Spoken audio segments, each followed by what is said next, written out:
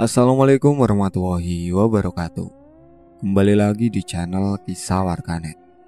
Di kesempatan kali ini saya akan melanjutkan cerita yang berjudul Tamu. Sebenarnya apa yang kau undang? Cerita ini ditulis oleh akun Facebook yang bernama Muhammad Misbah. Seperti apa kelanjutan ceritanya? Tak usah lama-lama lagi. Mari kita masuk ke ceritanya.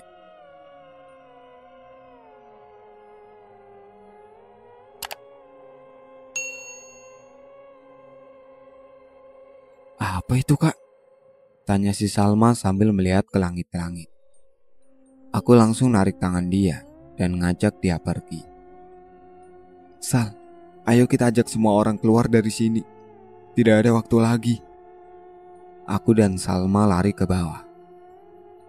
Patung itu ada di bawah tadi, Kak. Emang apa yang sebenarnya terjadi, Kak? Apaan tadi yang merayap di jendela? Kata si Salma ketakutan.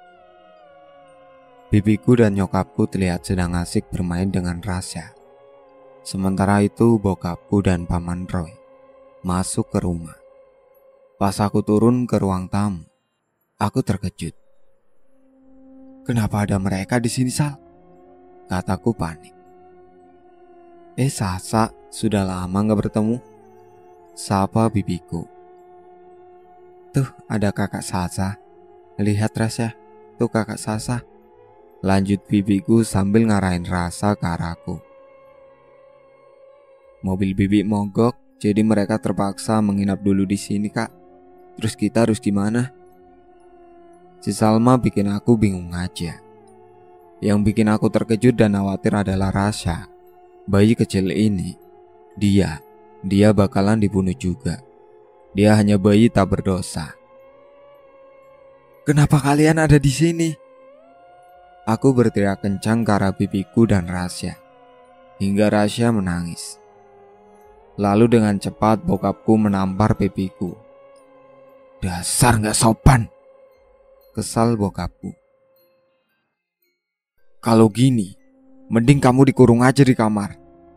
Bokapku menarikku. Aku terus memberontak berusaha melepaskan diri. Pak, please dengerin aku dulu. Pak, kita bisa mati kalau kita ada di rumah ini. Kita harus keluar. Kita harus... Percuma saja. Berapa kali pun aku ngomong, bokapku gak ngedengerin aku. Dan aku dimasukin dan dilempar ke kasur. Dia menatap aku kesal dan memegang pintu kamarku. Kamu gak akan bapak keluarin hingga kamu bisa belajar sedikit tata krama. Dan kamu bisa mengubah sikapmu, kata bokapku. Dengan kesalnya dia menutup pintunya dengan keras. Pah, kumohon buka, Pah. Buka. Aku terus mendobrak-dobrak pintu kamarku dan terus berteriak-teriak, harap-harap aku dikeluarin. Tapi itu tak ada gunanya. Aku hanya menangis dan bersandar ke pintu karena tidak bisa ngapa-ngapain lagi. Ketika aku nangis, aku dengar suara di luar kamarku. Karena penasaran, walaupun aku jujur aku takut. Aku pun berusaha memberanikan diri mengintip lewat lubang di bawah pintu. Hah? Terkejutnya aku lihat kaki melayang di sana dan mendarat dengan cepat. Aku pun berhenti mengintip karena ketakutan. Lalu sesaat kemudian, aku mendengar pintu kamarku seperti didobrak sesuatu. Sekali lagi, aku penasaran dan aku mengintip lagi dari lubang bawah pintu. Saat aku lihat, tidak ada apa-apa di sana dan aku berdiri menjauh dari pintu. Krek! Aku mendengar suara kunci yang dibuka. Aku sekarang mulai takut dan panik.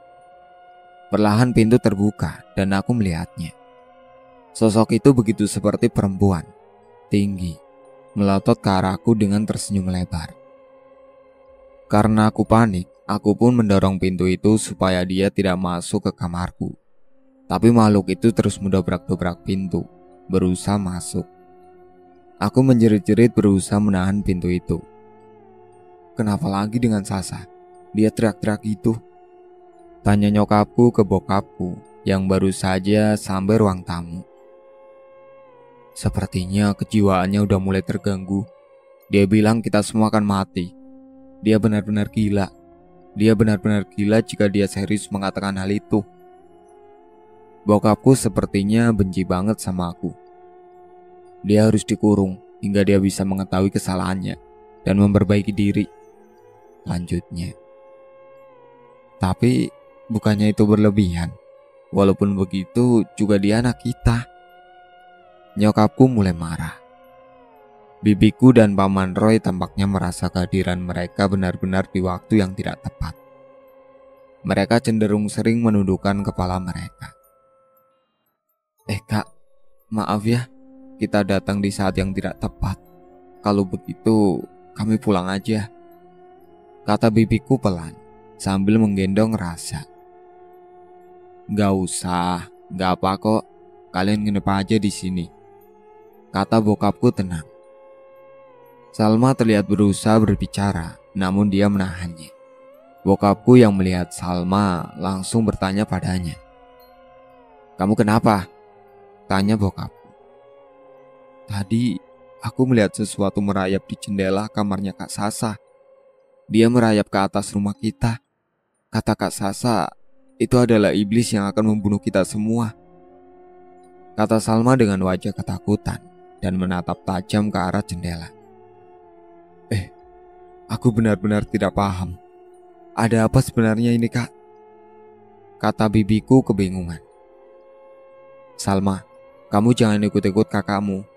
Jangan-jangan kamu sama kakakmu mabuk tadi di atas ya?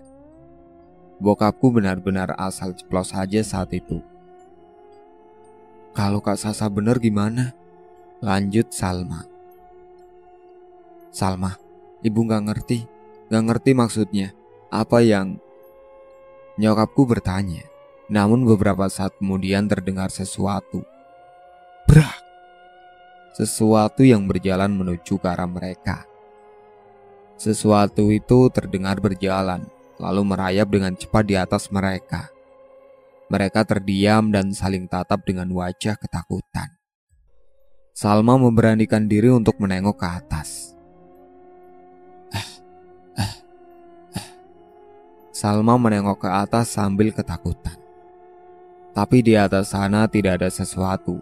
Lalu tiba-tiba terdengar dari arah dapur teko yang airnya mulai meluap mengenai api kompor. Nyokap aku panik dan langsung berlari ke dapur. Nyokapku berteriak kesakitan. Bokapku dan yang lainnya pun berlari menuju ke dapur untuk melihat nyokapku. Begitu terkejutnya mereka, teko yang tadi dipakai untuk masak air itu meledak. Airnya mengenai wajah nyokapku dan apinya menyambar ke baju nyokapku. Sekarang wajah nyokapku menjadi merah dan melepuh. Kedua matanya pecah, kulit wajah melepuh terkelupas, dan darah dari wajah mengucur. Bajunya perlahan habis, tapi untungnya badannya tidak benar-benar terbakar. Bibiku dan Salma berteriak, sementara bokapku terjatuh dan panik tidak percaya dengan yang dilihatnya. Marah! Teriak bokapku sambil nangis. Roy yang ketakutan berusaha berlari keluar. Namun saat dia memegang pintu keluar, tangan kanannya yang memegang pintu perlahan memutar dan tulang-tulangnya terdengar patah.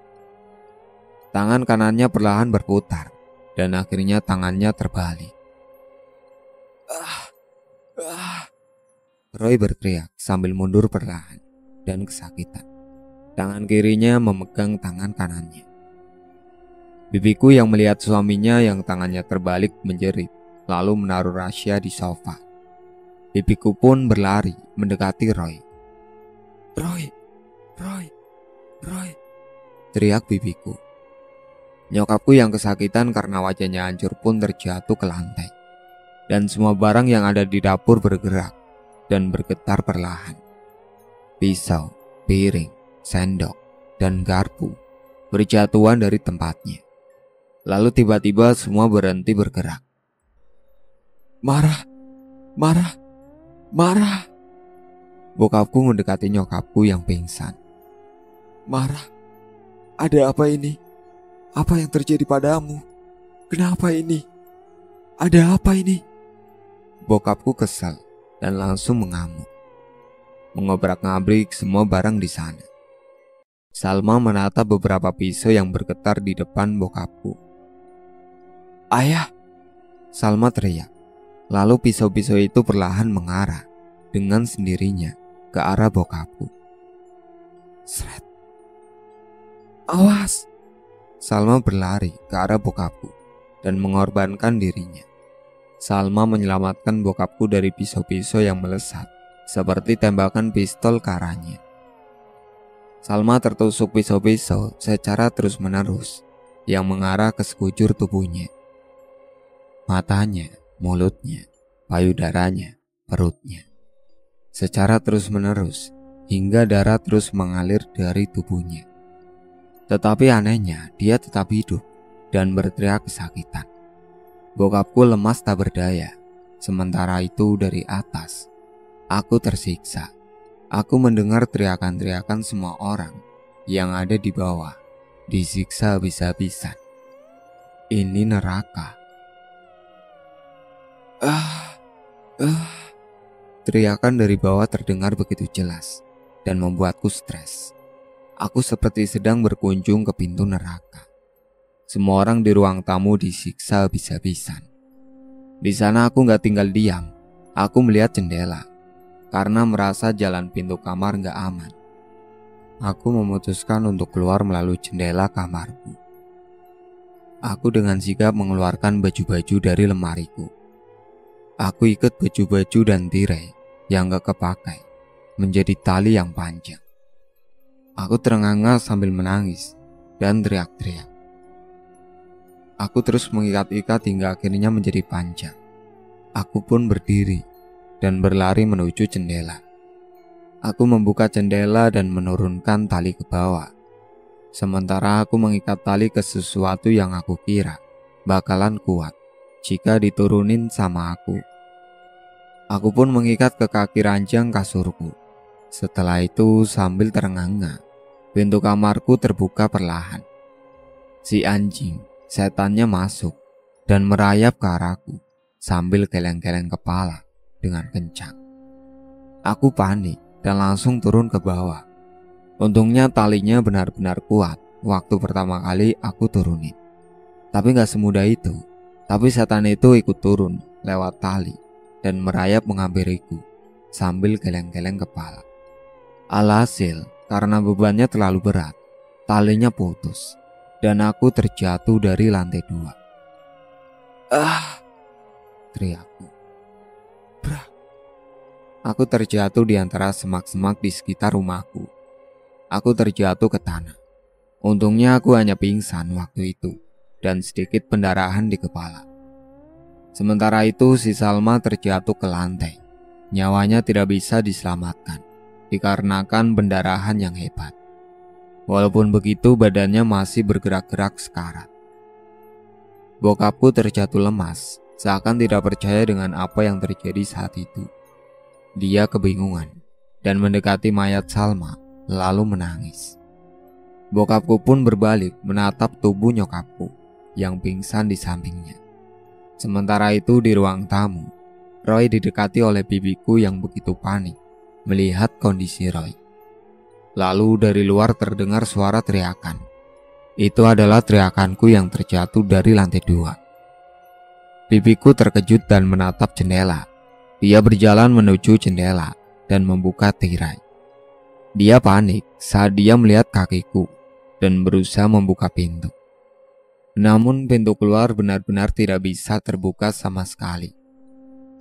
Bibiku gedor-gedor jendela dan terus meneriaki namaku. Bibiku berusaha membuka pintu depan, tapi gak kebuka juga. Sambil kesakitan, Roy berdiri, lalu berusaha mendobrak pintu keluar dan menendangnya. Tapi itu semua sia-sia.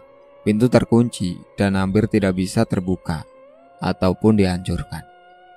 Bokapku pun berlari ke ruang tamu sambil mengambil palu dari dapur. Dia pun melempar palu tersebut ke arah kaca jendela.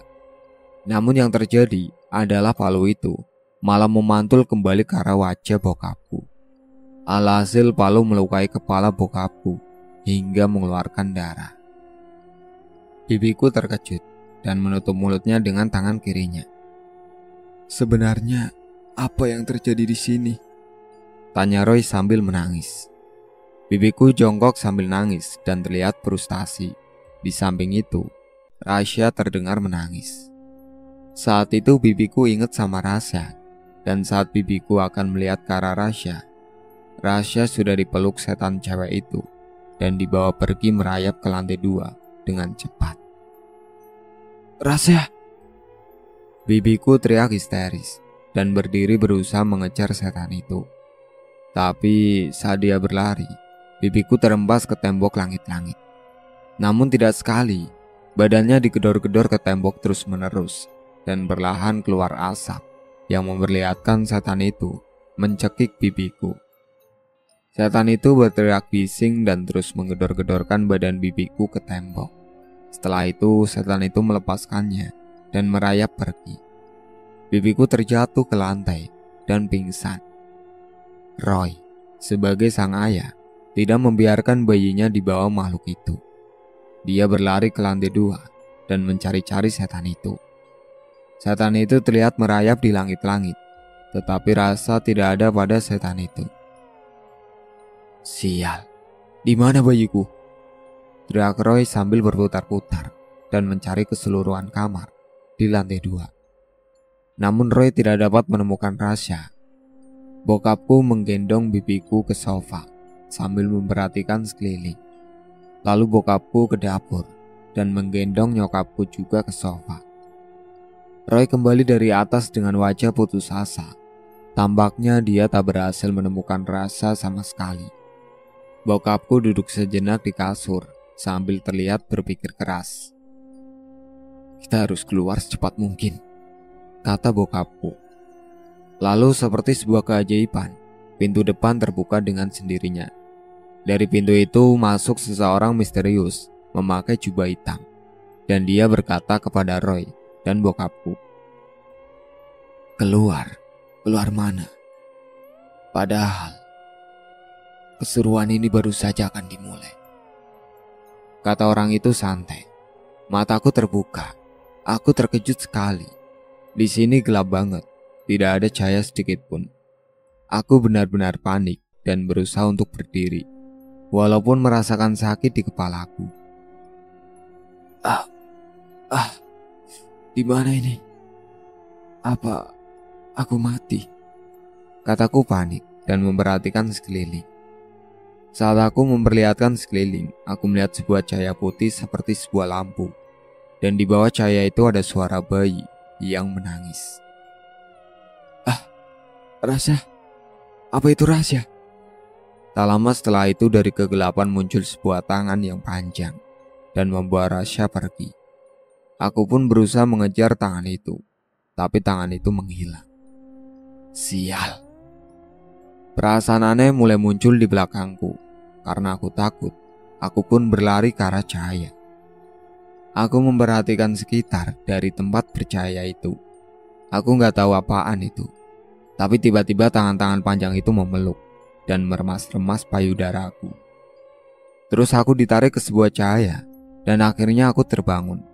Aku terbangun di gudang rumahku yang gelap, yang hanya diterangi satu lampu di atasku. Sembari diikat kursi, dan ternyata bukan cuma aku. Kalian? Mama? Bapak? Bibi? Paman? Salma? Aku terkejut melihat keadaan mereka yang diikat melingkariku. Aku teriak-teriak ke arah mereka sambil berusaha melepaskan diri. Aku diikat sangat kuat di tangan dan di kaki. Seseorang dari kegelapan terdengar perlahan berjalan menuju ke arahku. Lalu aku lihatlah orang itu. Ternyata orang itu seorang kakek tua yang sudah sangat keriput. Kamu udah sadar ya?" kata kakek tua itu sambil tersenyum.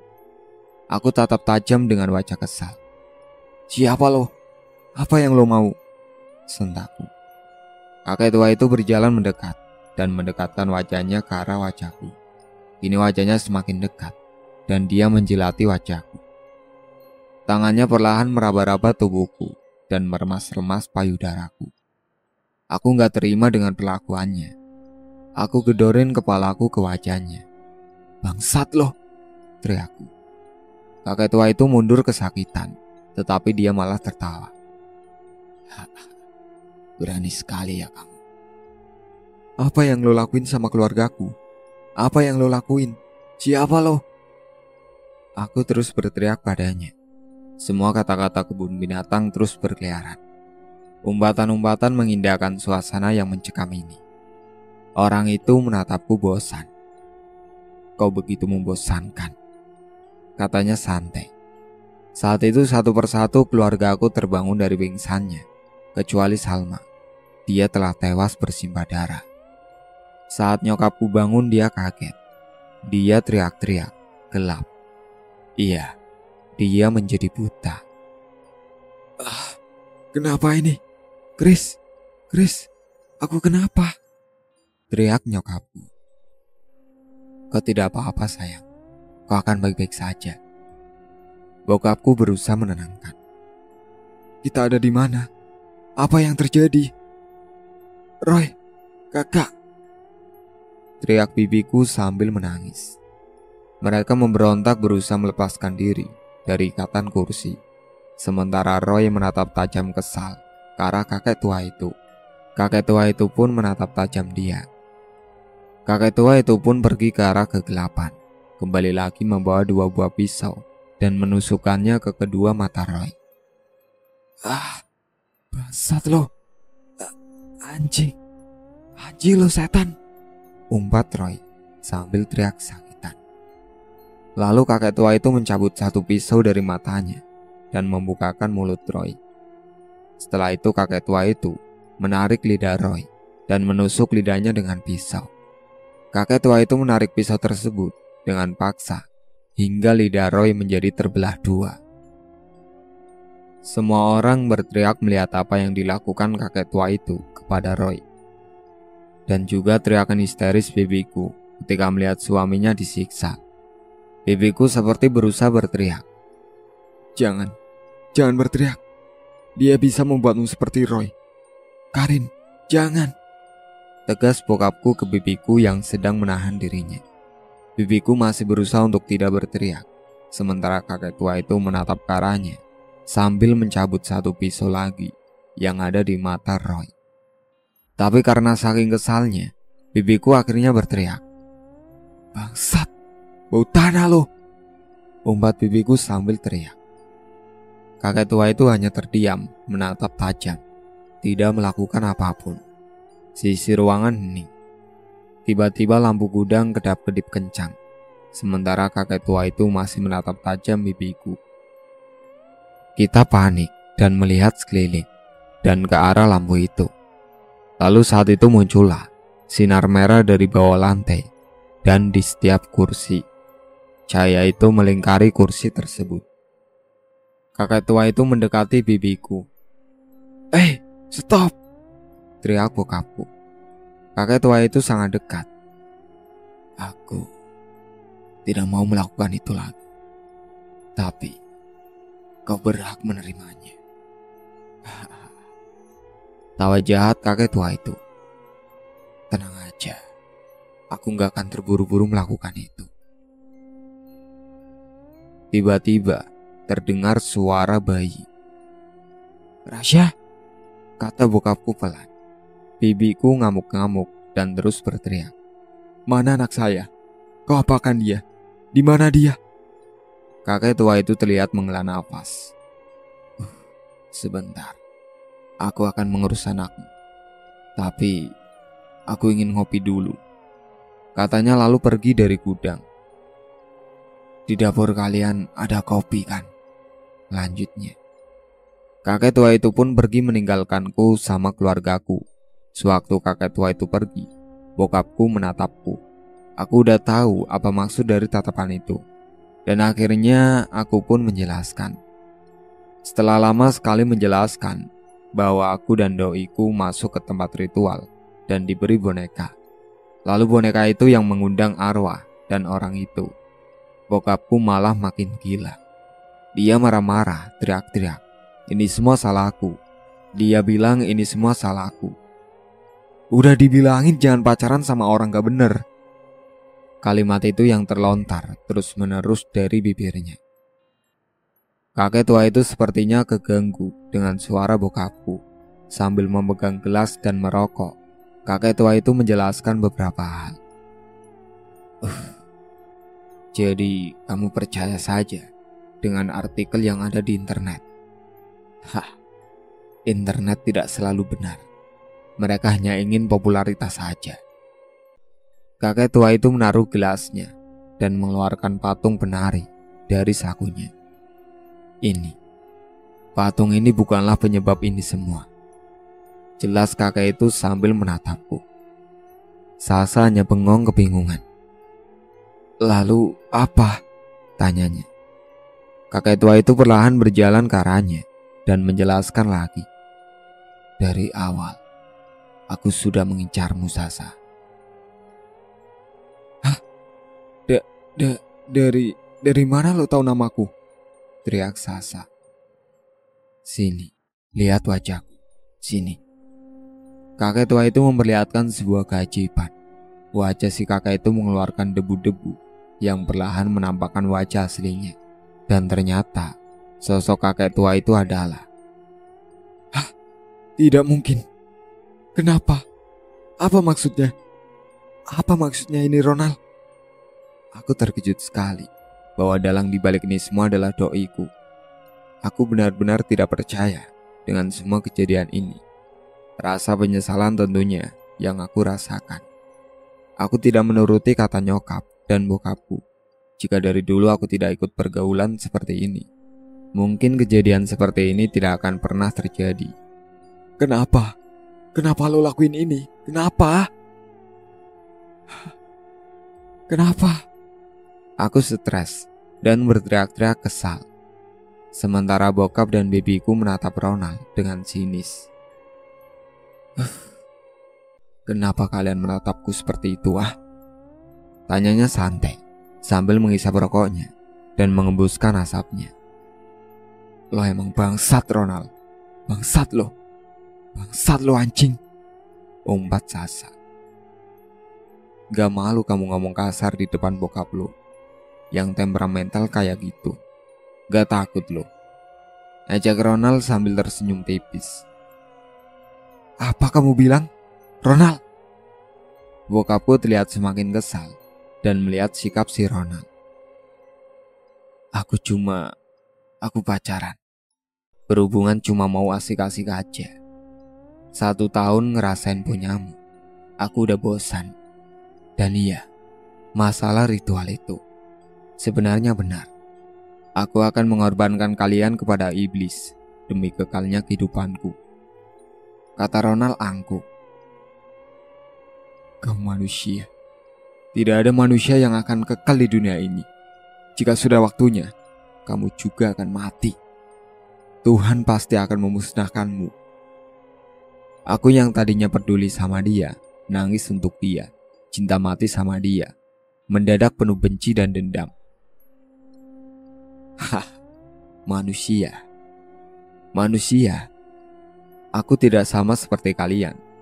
Aku telah menyatu dengan iblis. Iblis pernah diusir dari surga dan diturunkan ke bumi. Disitulah iblis mengajukan permohonan agar iblis diberi umur sampai hari kiamat nanti. Dan karena itu, aku tidak akan mati pendek umur seperti kalian manusia. Aku akan balas dendam kepada kalian, anak cucu Adam. Teriak seram Ronald. Ternyata Ronald adalah sosok manusia yang menyatu dengan iblis. Untuk itu, demi keabadian hingga hari kiamat, aku dan iblis membuat perjanjian agar bisa mengorbankan manusia untuk mereka. Sejujurnya iblis ini tidak akan bisa menyentuh kalian. Sebelum aku melakukan ritual penyatu, ritual ini sudah sama sekali aku lakukan. Namun, aku waktu itu belum kebut. Aku masih ingin merasakan Asoy Keboy dengan Sasa. Ya begitulah, karena iblis juga menyukainya. Benar kan? Benar kan? Tanya Ronald kepada sang iblis. Iblis itu lalu muncul di belakangnya dan merayap ke atas langit-langit gudang yang gelap. Matanya yang terang di kegelapan membuat aku semakin ngeri. Apalagi sekarang kita gak bisa ngapa-ngapain. Rasya terdengar menangis terus-menerus. Dilihat dari wajahnya, Ronald terlihat jengkel dengan tangisan itu. Lalu saat itu juga Ronald menyuruh iblis itu untuk mengurus bayi itu. Yang kita tahu arti dari mengurus itu. Untuk sosok iblis bukanlah sesuatu yang baik. Iblis itu pun merayap cepat keluar dari gudang dan pastinya menghampiri Rasya. Dan dari saat itu tangisan Rasya semakin kencang, dan kencang. Lalu perlahan menghilang. Bibiku ngamuk-ngamuk lagi. Jujur aku udah muak dengan semua ini. Aku udah kesel sama semua ini. Aku teriak sekencang-kencangnya. Kamu kenapa? Tanya Ronald ke aku.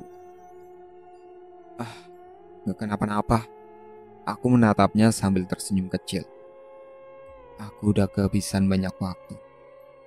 Ronald pun pergi ke belakang kita. Dikarenakan kita dalam gudang, dia tampak sedang mencari sesuatu. Iya, bukan garpu taman, bukan juga skop, bukan juga golok. Gak seru. Aha, ini dia. Ronald terlihat membawa gunting rumput yang lumayan besar. Entah apa yang ada di pikirannya. Dia tersenyum lebar dengan tatapan matanya yang sangat tajam ke arah kita. Aku tahu sih, ini pasti adalah akhir dari kita semua. Kita hanya bisa menjerit-jerit. Kita gak bisa ngapa-ngapain. Diikat tali, kaki, tangan, dan badan. Gimana cara kita lepas? Ronald tampak mengeluarkan ponselnya. Di saat kita yang sedang menangis dan teriak-teriak ini, Ronald dengan tidak ada akhlaknya malah memutar lagu dari Tompi, menghujam jantungku. Ronald bernyanyi dan terlihat sangat bersemangat. Dia sesekali menyentuh daguku seperti yang biasa dia lakukan. Keromantisan. Romantis yang tidak akan lama lagi menjadi sebuah nasib buruk buat aku beserta keluargaku. Lagu masih terus berlanjut.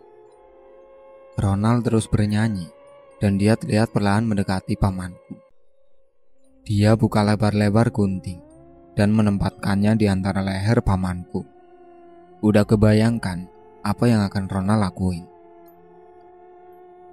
Ronald terus bernyanyi dan dia perlahan menekan gunting itu. Dan gunting itu sekarang mengenai leher pamanku. Pamanku menjerit-jerit sementara Ronald asik bernyanyi. Aku mulai tahu, ternyata dia udah gila. Kita semua menjerit, kita tidak akan punya kesempatan untuk kabur. Lo bisa bayangin, emang mudah memotong leher dengan gunting rumput. Begitu tersiksanya pamanku ketika gunting rumput itu dipaksa oleh Ronald untuk memotong leher pamanku. Sial, susah, kesal Ronald. Ronald terus menekan dengan kencang. Gunting itu melukai leher pamanku. Darah mengucur deras dan teriakan tak kunjung berhenti. Diem napa? Disunat juga sakit kan? Mau kusunat lagi? Oke mari, kita mulai sunat lagi ya. Stop, hentikan. Bibiku teriak-teriak. Dia menangis jadi-jadinya. Dia gak kuat lihat suaminya sendiri disiksa seperti itu. Mereka telah bersama bertahun-tahun, gembira bersama, tertawa bersama. Rasya, paman, dan Bibi selalu bersama kemanapun mereka pergi. Bibi, jujur aja aku kasihan lihat dia. Padahal dia hanya orang yang berkunjung di waktu yang tidak tepat. Dia tidak salah apa-apa. Aku jadi sedikit kasihan. Iya, maksudnya siksaan segini kurang. Aku sunat aja kamu ya, kata Ronald santai. Jangan. Bibiku berteriak dengan air matanya yang terus mengalir. Jangan, kumohon hentikan. Hentikan. Bibiku menangis jadi-jadinya. Gara-gara tangisan bibiku, aku jadi ingat sesuatu. Aku beberapa waktu terakhir menangis juga. Tapi karena apa? Ah, Ronald, bukannya kau telah mati? Teriakku ke Ronald. Ronald menatapku tersenyum. Oh, mati itu. Aku sebenarnya tidak benar-benar mati. Aku hanya ingin membuatmu semakin menderita. Katanya sambil tertawa terbahak-bahak. Itu hanya sebuah drama yang kubuat. Emang benar, aku menelan gelas dan menggedorkan pintu itu ke wajahku.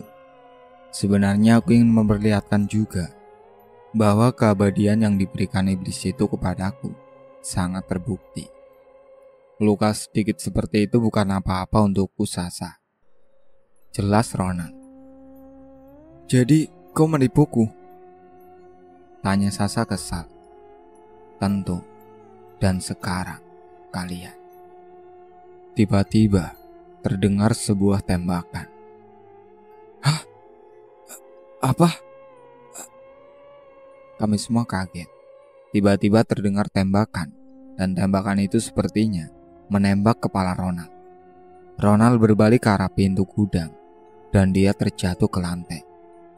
Dari kegelapan muncul 3 orang polisi dan paranormal. Mohon maaf, kami telah datang terlambat. Kami harus menjemput paranormal US dulu.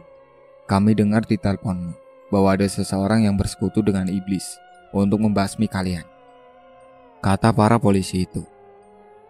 Tapi siapa yang menelpon? Tanya bokapku. Itu aku. Ternyata yang menelpon polisi adalah bibiku. Dia menjelaskan, ketika Ronald masuk ke rumah, bibiku sedang menghubungi polisi.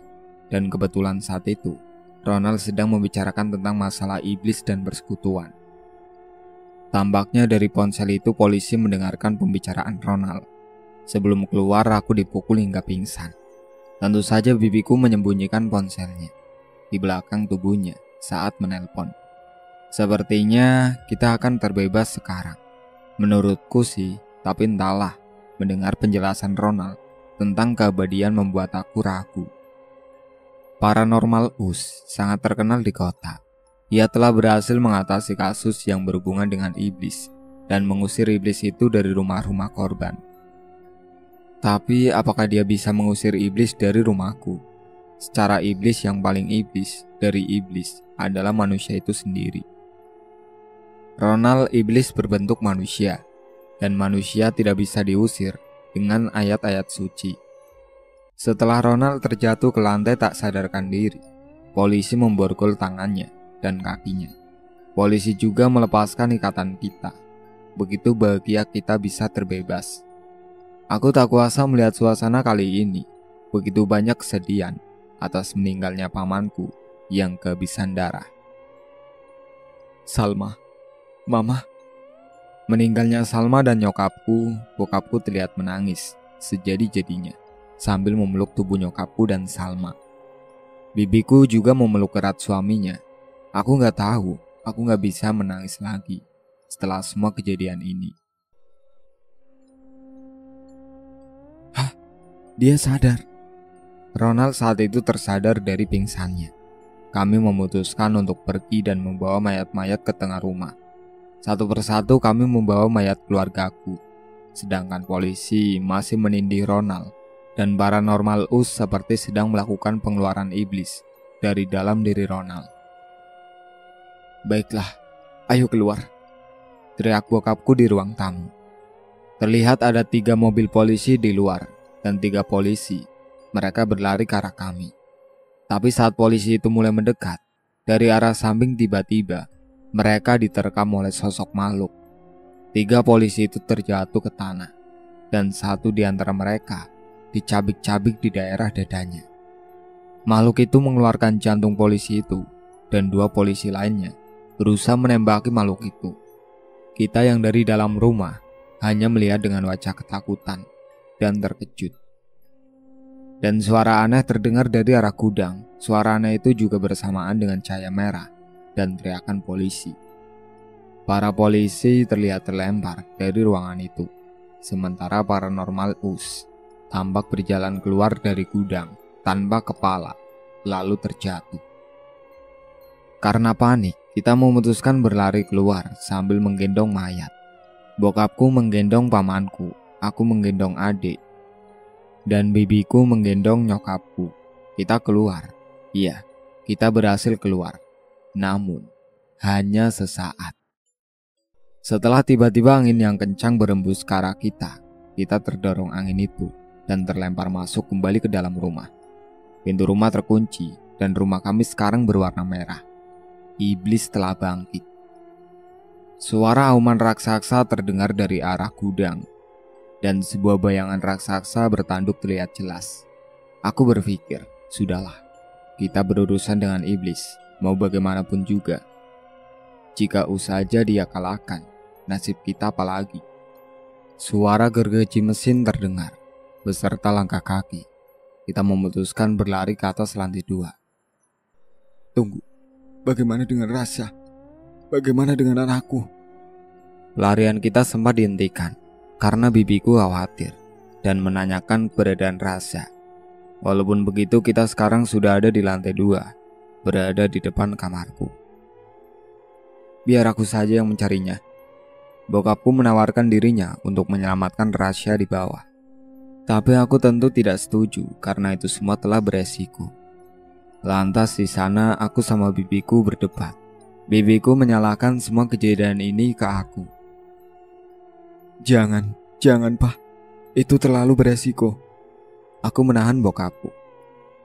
Apa kau bilang? Lalu bagaimana nasib Rasya di bawah sana? Dia masih bayi. Apa kau tega akan meninggalkan dia? Kau tega meninggalkan bayi sendirian bersama penjahat? Bibiku berteriak kepadaku dengan wajah sinisnya. Itu terlalu beresiko. Soalnya Ronald membawa gergaji mesin. Ini semua salah kamu. Jika kamu tidak sembarangan dalam pergaulan, ini semua tidak akan terjadi. Kalau kamu tidak pacaran dengan seorang psikopat ini, semua tidak akan pernah terjadi. Jika kamu sekali saja mendengarkan kata ayah dan ibumu ini, semua tak akan terjadi. Lihat. Bahkan aku dan suamiku yang tak tahu apa-apa. Rasya seorang bayi yang tak berdosa, yang tak tahu apa-apa. Kita jadi korban. Semua orang yang tak tahu apa-apa jadi korban. Ini semua salahmu. Bibiku kesal sambil menunjuk jarinya ke arah mukaku, sambil terlihat air matanya terus mengalir. Aku terdiam sambil perlahan meneteskan air mata saat bibiku membicarakan hal itu. Aku membuat ini semua. Ini memang salahku. Aku menunduk malu dan frustasi. Aku tahu ini semua salahku. Tapi aku berusaha agar tidak ada korban lagi. Gilahku dengan penuh penyesalan. Aku nangis saat itu juga. Sudah, biar. Aku saja yang mencari Rasya ke bawah. Akulah yang pada akhirnya memutuskan untuk menyelamatkan Rasya. Aku gak peduli aku harus mati pun. Aku gak peduli. Aku gak peduli. Ini semua salahku. Aku. Ini semua salahku. Gumamku dalam hatiku yang menjerit penuh penyesalan dan kekesalan.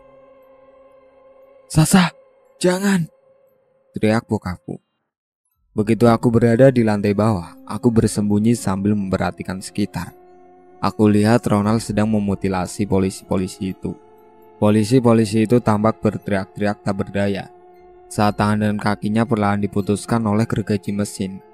Lalu setelah itu, Ronald menggergaji kepala mereka satu persatu. Di sini aku mulai agak jijik. Ronald mengangkat kepala polisi-polisi yang putus itu. Dia mengangkatnya ke atas wajahnya dan membiarkan darahnya mengucur ke dalam mulutnya. Ronald seperti vampir yang haus darah. Lalu setelah selesai, Ronald meninggalkan mayat-mayat itu, lalu duduk di sofa. Dan sekarang giliran sesuatu yang menerkam mayat-mayat itu. Sosok itu membongkar perut polisi-polisi itu dan memakan organ dalam mereka. Aku berusaha menahan rasa mualku sambil terus berusaha melihat di mana keberadaan Rasya. Entah berapa lama aku di situ, tapi Rasya tidak kunjung ditemukan. Dan Ronald pun masih terlihat duduk di sofa sambil meneguk secangkir kopi. Aku perlahan berjalan menaiki tangga menuju lantai 2. Ronald tampak masih santai dengan kopinya. dan aku berlari ke atas. Sepertinya Ronald sadar dengan kehadiranku, tapi tampaknya dia tak ingin terburu-buru untuk mengakhiri ini semua. Aku berlari di tangga setelah hampir sampai. Aku kira ini akan semudah itu, tapi nyatanya enggak. Dari atas aku diterkam makhluk itu, dan akhirnya aku terjatuh ke bawah. Kini aku terbanting lemas di lantai. Aku gak bisa jalan lagi. Tampaknya kakiku terkilir, dan tanganku juga sakit. Di saat aku teriak-teriak kesakitan, Ronald berdiri dari sofanya, dan perlahan berjalan ke arahku. Apakah ini akhir hidupku? Tanyaku dalam hati sambil kesakitan dan berusaha berdiri. Ronald berjalan perlahan ke arahku, dan dia sudah sangat dekat. Dan dia terlihat menyalakan gergaji mesinnya. Sudahlah, ini akhirnya. Jika dia inginkanku, aku rela mati. Oke, lo bisa bunuh aku, tapi kumohon, lepaskan keluargaku. Teriakku ke arah Ronald. Ronald terdiam dengan wajah menyebalkan. Dia tersenyum kecil mereka. Dia tertawa terbahak-bahak. Dia meludahiku. Dia mendekatiku. Lalu kaki dia menginjak-injak tanganku yang sakit terus menerus. Aku teriak-teriak kesakitan. Dasar wanita sialan. Sialan. Dia terus menginjak-injak kakiku dan akhirnya menendang dengan keras kakiku. Sumpah, aku udah kesel banget sama dia. Orang ini harus segera dimusnahkan. Sasa, tenang aja. Aku gak akan secepat itu membunuhmu. Tapi... Suara Sasa. Gumamku dalam hati. Ronald terlihat memasang wajah sebal. Bayi itu lagi. Kenapa iblis ini masih belum membunuh bayi itu? Ronald pun menatap ke langit-langit.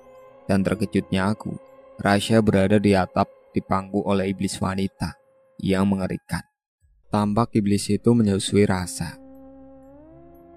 Oi, lepaskan bayi itu. Apa yang kau lakukan? Apa kau mendengarku? Ronald tampak mulai kesal karena iblis perempuan itu mengacuhkannya. Di saat Ronald teralihkan, aku perlahan menjauh dan berdiri. Oi, sialan kau. Jatuhkan dia.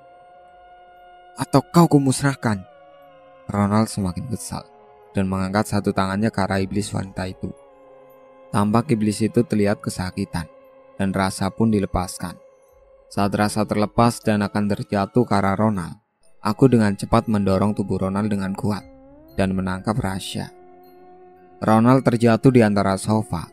Setelah itu aku membawa vas bunga dan melemparkan vas itu ke arah kepalanya. Dan bagusnya meleset. Aku pun berusaha lari saat Ronald berdiri dengan rasa kesal. Wajah kesal dan matanya yang berwarna merah tampak menyeramkan. Ronald berlari cepat ke arahku. Apa daya kakiku sakit, jadi gak bisa lari cepat. Ya akhirnya Ronald mengarahkan gergajinya ke arahku. Dan iblis wanita itu menerkam Ronald dan mencekiknya.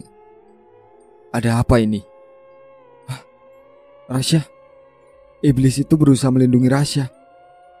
Aku mulai paham. Dari awal alasan iblis itu membawa Rasya adalah untuk melindunginya dari Ronald. Untungnya, karena iblis itu aku dan Rasya bisa selamat.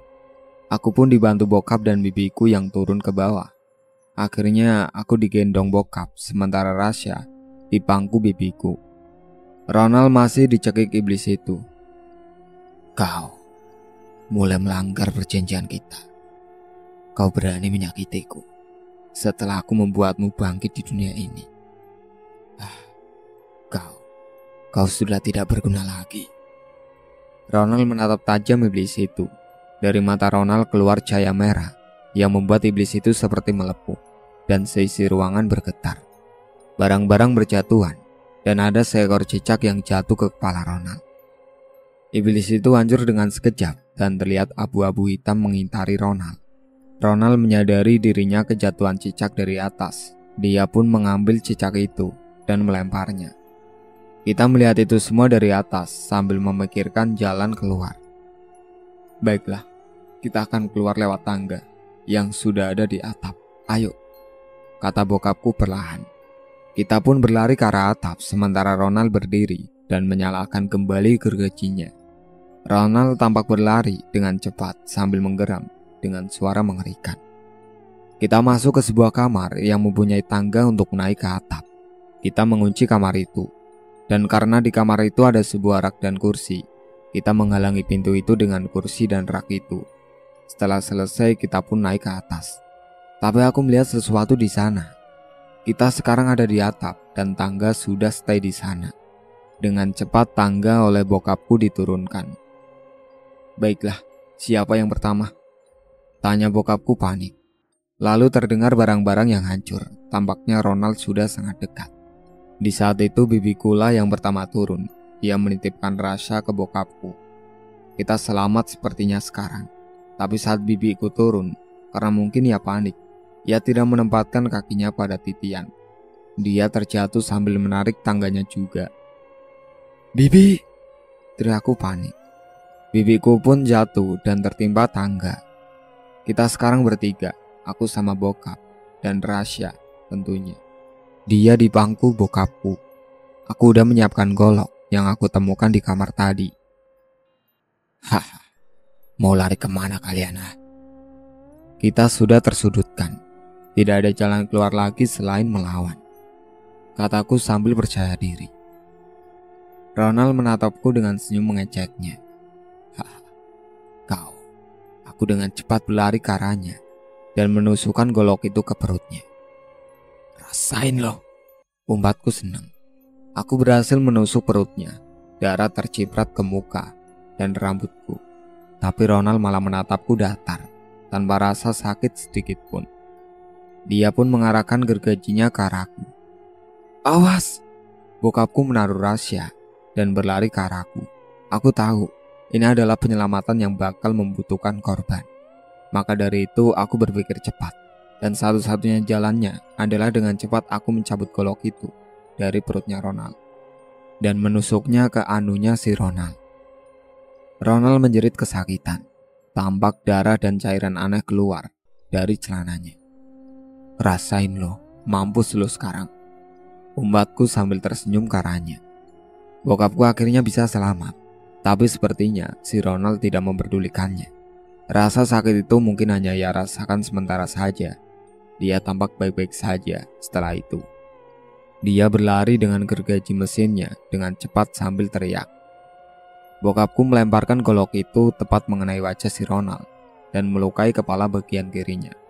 Ronald yang kesakitan memegang sebelah matanya yang ternyata terkena pisau. Aku dengan sigap mengambil kembali golok itu dan aku teriak mengayunkan golok itu ke arah tangan kanannya yang sedang memegangi gergaji itu. Akhirnya aku berhasil mengenai pergelangan tangannya dan itu membuat Ronald melepaskan gergajinya. Gergaji yang menyala, bergerak-gerak dan berputar di atap. Itu membuat aku sedikit sulit untuk mengambilnya. Sialnya Ronald dengan cepat mengambil gergaji itu dan menendang aku hingga jatuh. Dia langsung mengayunkan gergajinya ke arahku. Dan ya, inilah aksi heroik bokapku. Dia menghalangi gergaji itu dengan punggungnya. Gergaji itu mengenainya. Tampak darah terciprat sangat banyak dan terus keluar dari badannya. Akhirnya, gergaji itu menembus keluar dari perut bokapku. Tampak usus dan organ dalam lainnya keluar dari sana. Ronald tertawa terbahak-bahak, tertawa dan terus tertawa. Seakan-akan semua yang dia lakukan hanya hiburan semata. Aku yang melihatnya nangis dan merasa bersalah kepada bokapku. Dia berusaha melindungi anak perempuannya. Dia berusaha menjaga aku dari pergaulan di luar sana, bahaya dan semacamnya. Kini aku membayar itu semua dengan melihatnya mati di depanku dengan tangisan. Aku anak kurang ajar, membuat keluargaku menderita. Bokapku akhirnya terjatuh dan mayatnya Ronald tendang hingga terjatuh ke bawah dari atap. "Lo bangsat, lo iblis!" Ronald hanya terdiam sambil cengengesan. Dia sudah seperti orang gila. Tidak, dia emang gila. Dia emang orang gila dari awal aku bertemu dengannya. Aku hanya ketipu keromantisannya saja. Aku tak mau lama-lama di sini.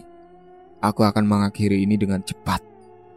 Ronald kembali berjalan ke arahku dengan cepat dan bersiap-siap. Ada kata-kata terakhir? Tanyanya sambil memegang gergaji itu, bersiap-siap. Aku gak tahu harus berbuat apa. Aku terdiam pasrah saat Ronald berteriak dan akan mengayunkan gergajinya kepadaku. Tiba-tiba, aksinya terhenti. Ronald terlihat kesakitan dan memegang dada kirinya. Apa ini? Ada apa ini? Ronald terlihat kesakitan dan menjatuhkan gergajinya. Aku gak tahu apa yang terjadi, tapi ini saatnya aku basmi Ronald. Aku gak peduli apapun yang terjadi padanya. Aku mendekatinya dan menendang balik tubuhnya hingga terjatuh. Saat dia terjatuh, aku injek anunya berkali-kali. Anu, lo pantas mendapatkan ini. Aku teriak dan menggergaji paha kiri Ronald. Sialan kau. Beraninya kau berbuat itu. Awas kau. Kau pikir bisa membunuhku? Aku akan abadi hidup di dunia ini, meskipun kau. Ronald berteriak-teriak dengan darah yang terus mengucur dari dalam mulutnya, dan tangannya memegang dada kirinya. Meskipun apa? Tanyaku dengan wajah datar. Ronald terdiam tak bisa bergerak. Lo tahu, aku menyesal sekali mengenal lo. Lo tahu, aku udah gak peduli sama lo lagi. Lo tahu, lo udah buat hidup aku sengsara. Aku tahu lo bakal hidup kekal. Aku anggap itu iya. Oke, lo bisa hidup kekal. Tapi apa lo bakalan tahan jika lo hidup kekal tanpa anggota badan lo? Lo tahu? Sambil tertawa jahat, aku memutilasi satu persatu tubuh Ronald. Dimulai dari kanan pahanya, tangan kiri, lalu kanannya. Ronald menjerit-jerit. Ini giliran aku yang bersenang-senang. Darah bermunceratan ke semua tubuhku. Aku lanjut menggergaji perutnya. Kau sialan. Manusia sialan. Kau wanita sialan. Ronald berusaha berbicara. Aku pun berhenti sekejap untuk menatapnya. Lalu saat aku menatapnya, tiba-tiba matanya mengeluarkan cahaya merah yang sama. Seperti tadi, Ronald menghancurkan iblis wanita itu. Karena aku menatapnya, aku secara otomatis melihat langsung cahaya itu. Tapi syukurnya, tidak terjadi apa-apa pada aku. Aku menjauh dari Ronald. Lalu entah kenapa walaupun tubuh Ronald sudah hancur, dia masih hidup dan tubuhnya berdiri. Dengan cepat tubuhnya melompat ke arahku dan Ronald menggigit lengan kiriku. Tampak dari gigitan itu, terlihat sesuatu masuk ke dalam tanganku, merayap dengan cepat dan sangat sakit. Aku menepis kepala Ronald dengan kuat dan akhirnya terlepas dengan kulitku yang terkelupas. Karena sesuatu itu terus merayap di dalam tanganku seperti urat-urat dan menyakitkan. Aku panik hingga akhirnya aku terpaksa melihat ke arah gergaji dan memutuskan menggergaji tanganku sendiri. Hingga menjerit-jerit tanganku putus. Aku gak peduli dengan tanganku. Yang penting saat itu aku bisa terbebas dari sesuatu yang merayap di dalamnya, daripada aku harus mati. Lalu saat aku lihat tanganku, ternyata tidak ada sesuatu apapun.